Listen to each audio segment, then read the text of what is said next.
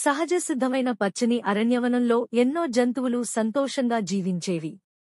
వాటిలో ఒకటి చురుకైన చిన్న కుందేలు, చిన్ని, మరోటి నెమ్మదిగా నడిచే ఘనమైన ఏనుగు, గజరాజు.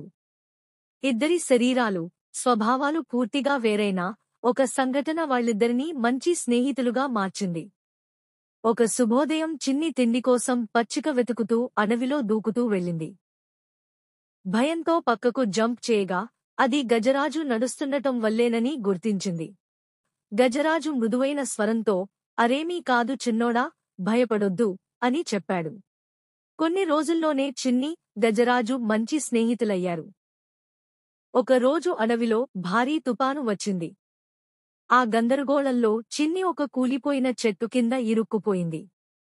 తాను బయటకు రావడానికి ఎంత ప్రయత్నించినా సాధ్యం కాలేదు. దూరంలో ఉన్న గజరాజు ఆ పలుచటి సహాయ అరుపు విని వెంటనే అక్కడికి చేరాడు. తన బలంతో ఆ భారీ చెట్టును పక్కకు తొలగించి చిన్నిని బయటకు తీశాడు. చిన్ని కన్నీళ్లు ఆపుకోలేక, గజరాజూ, నువ్వు రాకపోతే నేను అని చెప్పగా, గజరాజు నవ్వుతూ, స్నేహం అంటే ఒకరు కష్టంలో ఉన్నప్పుడు మరొకరు పక్కన ఉండడం అన్నాడు. ఆ రోజు అడవిలో అందరికీ తెలిసింది.